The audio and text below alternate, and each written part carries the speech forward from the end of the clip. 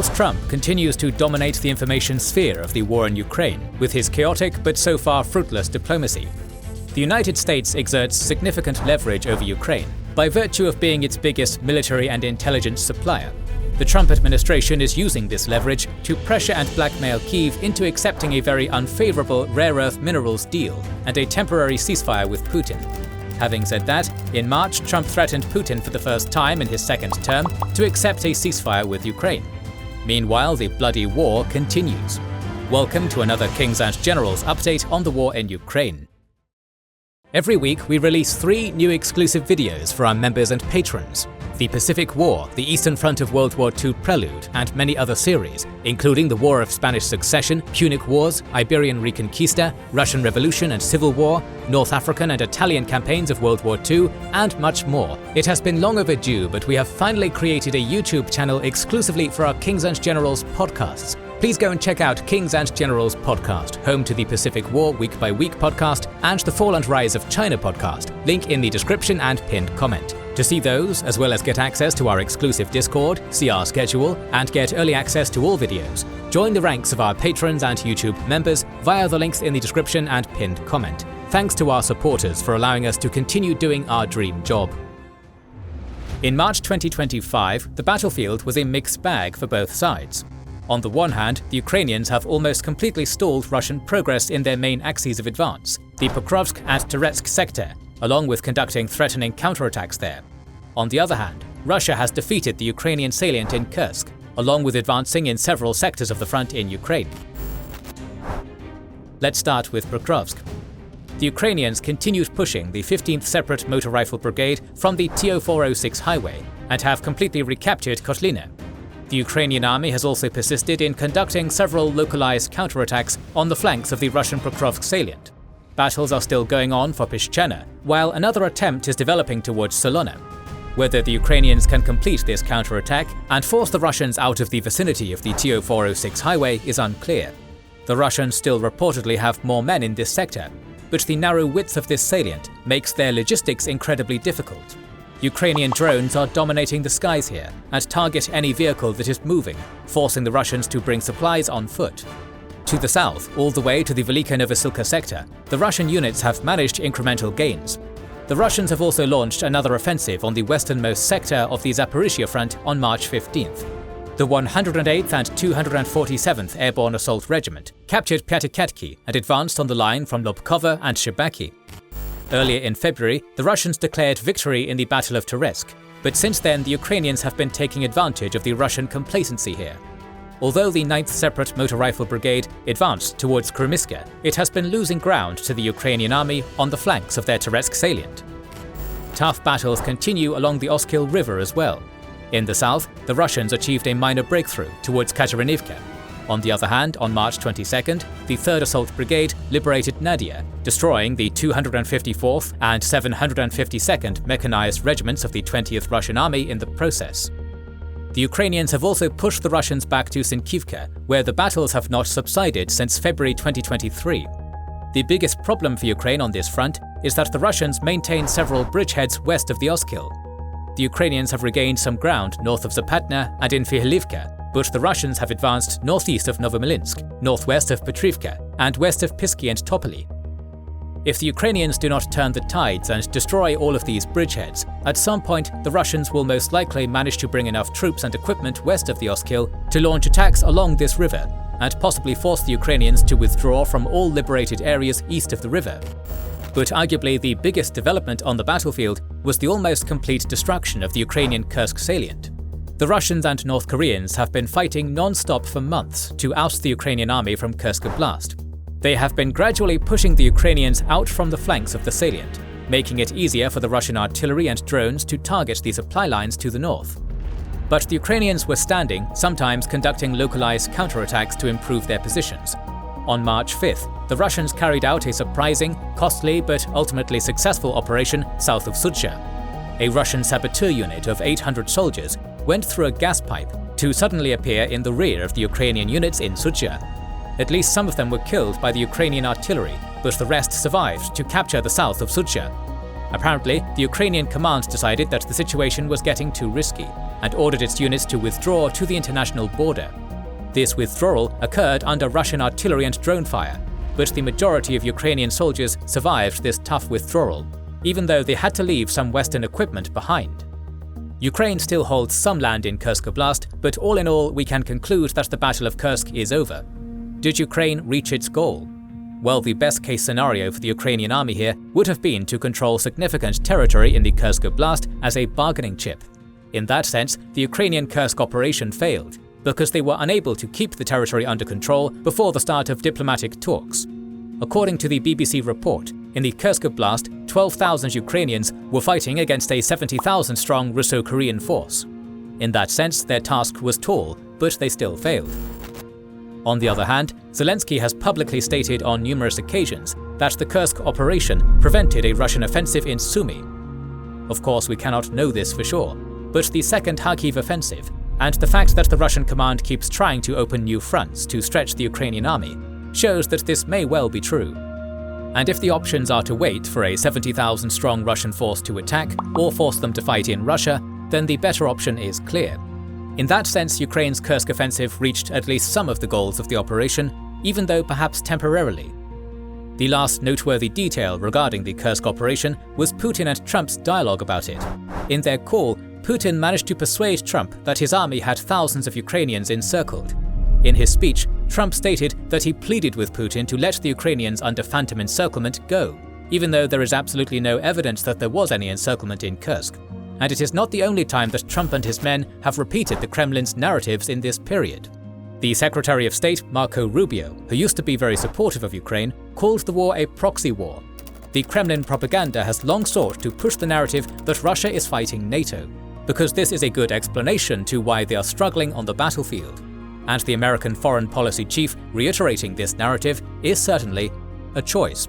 But it was easily topped by Trump's special envoy Steve Witkoff, who made the known Putin apologist Tucker Carlson jealous by beating him in his game of praising Putin.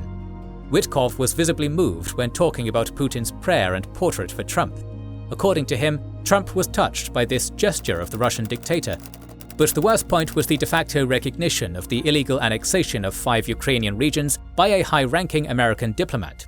Witkoff stated that Crimea, Luhansk, Donetsk, Zaporizhia and Kherson oblasts are Russian-speaking, and the referendums held there by Russia at the gunpoints of the Russian army were the legitimate indications that the people of these Ukrainian regions wanted to join Russia.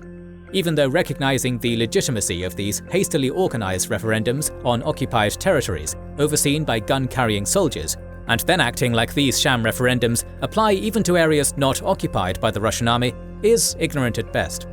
Witkoff went on to claim that if the annexation of these Ukrainian territories is recognized, then Putin will stop.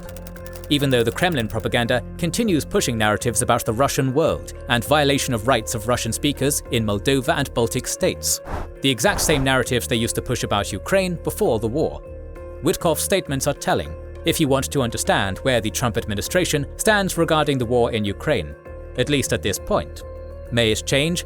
It is certainly possible, given how chaotic their diplomacy and statements have been so far.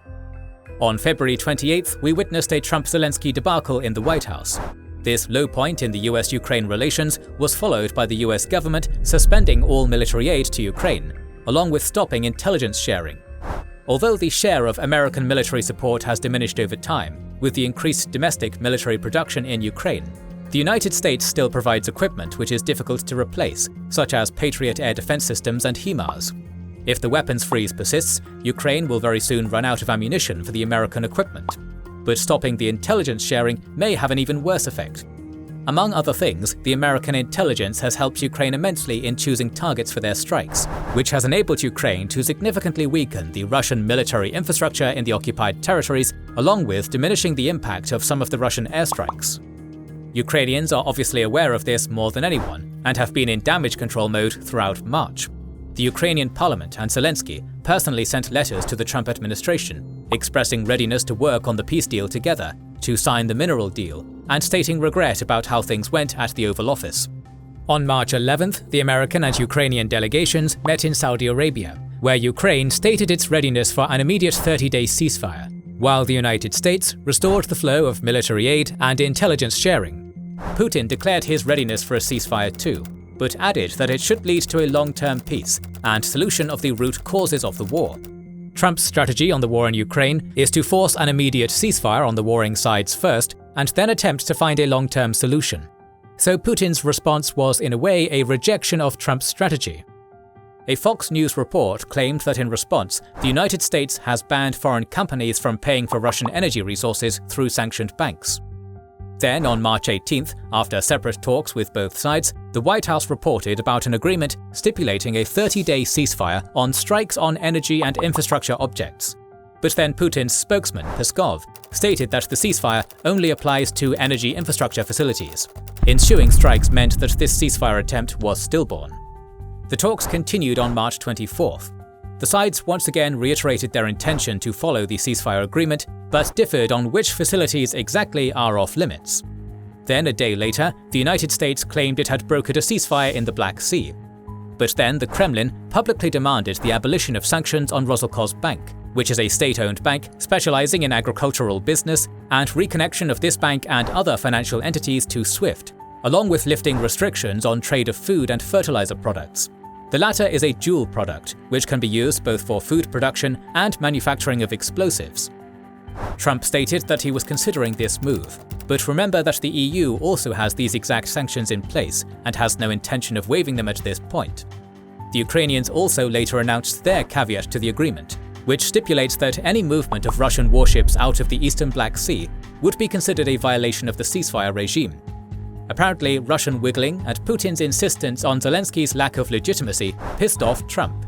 To quote him, "If Russia and I are unable to make a deal on stopping the bloodshed in Ukraine, and if I think it was Russia's fault, which it might not be, but if I think it was Russia's fault, I'm going to put secondary tariffs on oil, on all oil coming out of Russia," Trump said.